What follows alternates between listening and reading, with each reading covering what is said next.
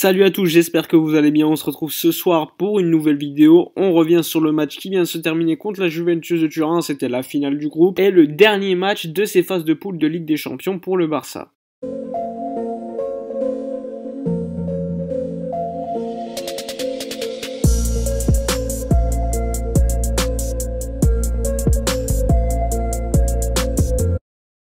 Alors comme d'habitude, avant de parler du match en lui-même, on revient sur l'avant-match avec la convocation d'équipe qui était sortie dans la matinée. Comme vous pouvez le voir, la présence de Samuel Umtiti pour la première fois depuis au moins 6 mois il me semble. Le dernier match où il était présent dans l'effectif, c'était contre le Celta Vigo, une défaite ou un match nul à la dernière minute en fin de match il me semble. Et Quique Setién était encore le coach à l'époque. Bon après, comme ça fait assez longtemps que Samuel Umtiti n'a pas joué un match, c'était assez normal de le voir sur le banc aujourd'hui. Sinon globalement pas de surprise au niveau de la convocation d'équipe. Il y a bien le retour d'Araujo qui était titulaire notamment ce soir, mais ça on s'en doutait d'une certaine manière. Alors ce match contre la Juventus de Turin, c'était les retrouvailles de Messi et de Cristiano. Ça faisait assez longtemps qu'ils ne s'étaient pas rencontrés. La dernière fois c'était un match nul en Liga entre le Barça et le Real Madrid et les deux avaient marqué. Donc avec ce match, d'une certaine manière, on revient sur quelques années auparavant, un peu de nostalgie, ça fait toujours du bien. Et au niveau sportif, ça restait quand même un match très important. Le Barça avait gagné tous les matchs en Ligue des Champions, donc 3 points d'avance sur la Juventus de Turin qui devait gagner avec au moins 2 buts d'écart pour passer devant le Barça, et sachant que s'il y avait eu 2-0 pour la Juve ce soir, eh bien c'était le Barça qui passait devant grâce au nombre de buts marqués. C'était quand même très important de terminer premier, la vue des matchs des huitièmes de finale où tu affrontes le second de chaque groupe, même si globalement les dernières saisons on a remarqué que ça voulait plus rien dire, mais bon personnellement je préfère aborder un match de huitièmes de finale contre une équipe beaucoup plus accessible que jouer par exemple contre le Bayern ou le Liverpool directement. Enfin bref, on va parler du match en lui-même avec le 11 mis en place par Ronald Koeman. Comme vous pouvez le voir, c'était le 11 que j'avais personnellement deviné lors de l'avant-match, avec au but Marc-André ter Stegen, la défense centrale Clément Lenglet ainsi que Araujo qui n'avait pas joué depuis le match aller contre la Juve où il était sorti en cours de match à cause d'une blessure. Ensuite sur le côté gauche, Jordi Alba, à droite Serginho Dest, le double pivot Pjanic, Frenkie de Jong. Ça faisait déjà assez longtemps qu'on n'avait pas vu les deux joueurs associés, alors que pour moi c'est clairement la meilleure association possible au milieu de terrain aujourd'hui. Pas de Sergio Busquets qui avait quand même enchaîné quelques matchs depuis son retour de blessure et ça s'était plutôt mal passé. Ensuite en numéro 10, Antoine Griezmann. Sur le côté gauche, Pedri comme lors du match aller. Sur le côté droit, Trincao, parce que pas de Dembélé,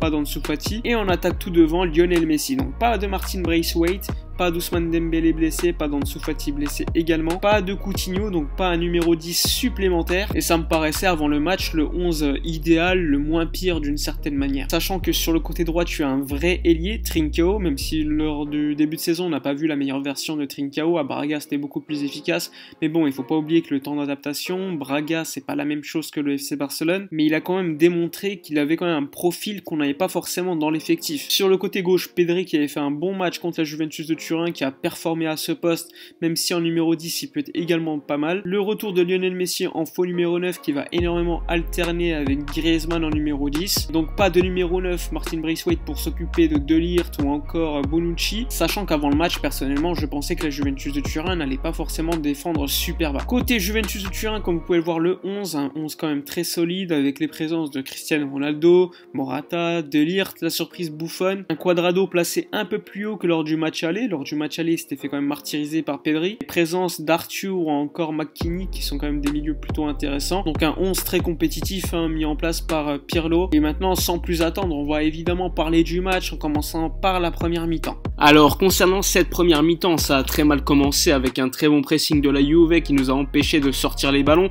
On voyait un Araujo en grande difficulté pour relancer au niveau de la défense. Et quasi systématiquement, ça revenait sur ter Stegen qui la mettait à Araujo, qui la remettait à Dest qui la remettait à Trincao qui perdait le ballon. Donc énormément de fois ça s'est passé pendant les 10-15 premières minutes. Évidemment il y a un penalty de la Juve qui est sifflé dans le temps fort des Italiens.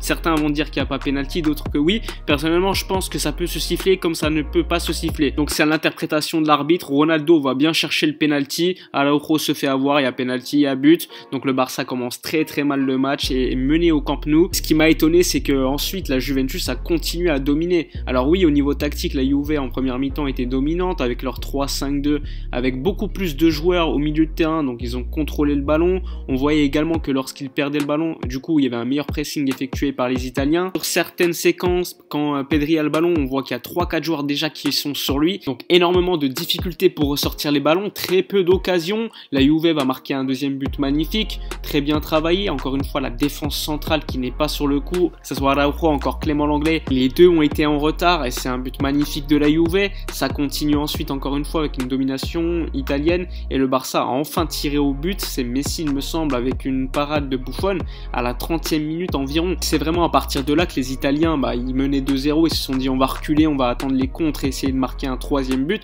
Du coup le Barça a eu un peu plus le ballon, a eu quelques occasions, avec comme assez souvent Lionel Messi qui était à l'initiation des actions pour Jordi Alba qui lui remettait. Et globalement ce schéma de passe on le connaissait déjà depuis quelques saisons, donc c'est pas quelque chose de nouveau. Donc Koeman, je me demande sur ce qu'il a travaillé cette semaine. En tout cas, on n'a rien vu en première mi-temps. On a vu un Griezmann totalement invisible, un Trincao qui a perdu énormément de ballons, Serginho Dest aussi, Jordi Alba qui a eu quelques centres pour Messi, mais globalement qui a été mauvais, que ce soit au niveau défensif ou encore offensivement. Pedri également, même s'il a réussi à créer à un moment donné un décalage pour Jordi Alba, sinon il n'y a eu rien du tout. Le double pivot, Frenkie de Jong, Pjanic, qui a encore été décevant en première mi-temps, il n'y a rien eu de très intéressant. Je ne sais pas si c'est le dispositif ou la motivation, la volonté des joueurs, mais ce soir en première mi-temps c'était horrible. J'ai pas vu un Barça comme ça en Ligue des Champions depuis assez longtemps, enfin depuis le Bayern Munich j'ai envie de vous dire, mais à domicile j'ai pas vu ça depuis très très longtemps, c'était vraiment effrayant. On arrive alors à la mi-temps avec 2-0, à ce moment-là le Barça est encore leader de la poule, mais c'est quand même très dangereux. Normalement le Barça ne devait pas se faire mener 3-0 pour rester en tête, mais on prend 2-0 en première mi-temps au Camp Nou contre la Juve. C'est un petit peu ce qu'on a vu lors du match aller, sauf que cette fois c'était à l'inverse. Les Italiens étaient largement dominants, même si personnellement ils m'ont pas impressionné, mais ça suffisait largement pour être au-dessus du FC Barcelone en première mi-temps. Enfin bref, s'il fallait résumer cette première mi-temps, c'est immense déception. Concernant la seconde mi-temps, c'était aussi lamentable, même si le Barça a essayé lors du début de la première mi-temps d'attaquer, on voit que rien n'y travaillait assez bizarrement, alors que lors de matchs il y a 2-3 semaines, on voyait des améliorations. Ce soir en seconde mi-temps, rien du tout.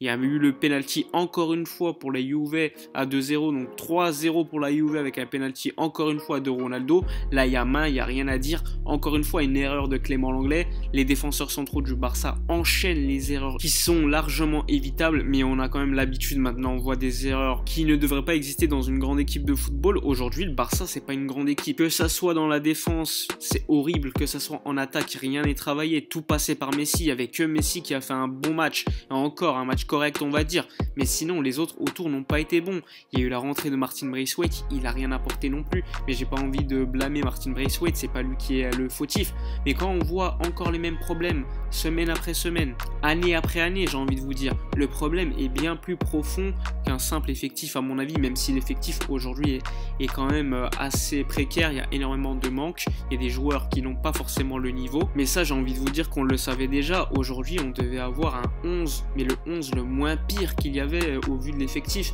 et encore une fois on voit un Barça mauvais. On peut en discuter des jours et des jours, mais personnellement je ne vois pas de solution à court terme. Le Barça pourra gagner certains matchs, mais en Ligue des Champions le Barça n'est pas du tout dans les 5-6 favoris, loin de là.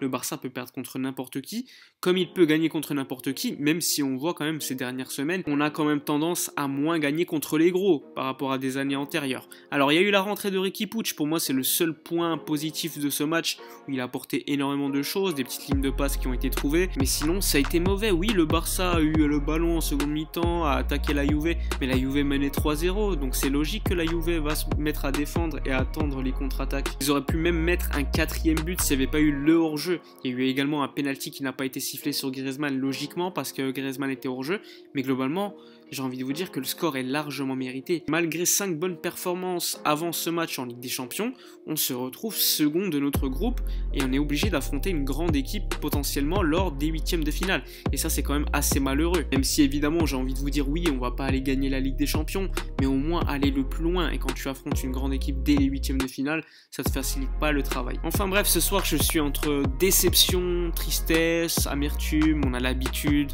je sais pas. On va rien attendre du FC Barcelone encore encore une fois cette saison, pas de Liga, pas de Ligue des Champions à mon avis, rien du tout. De toute façon, on a l'habitude de souffrir avec cette équipe aujourd'hui, hein. Ça fait déjà quelques mois, quelques années qu'on souffre avec celle-ci. Il faudra être patient et espérer que le prochain président fasse du bon travail. Il va avoir énormément de travail à mon avis à faire, ça va être très compliqué de relever ce club, mais bon, on espère que ça arrivera. Enfin bref, c'est la fin de la vidéo, j'espère qu'elle vous a plu malgré la défaite. N'hésitez pas à donner votre avis sur ce match, votre moins pire joueur sur la pelouse concernant FC Barcelone. N'oubliez pas de liker, partager, commenter, etc. etc. Je sais qu'il va y avoir énormément de choses à dire dans les commentaires. Moi je vous dis à la prochaine et d'ici là, comme d'habitude, portez-vous bien.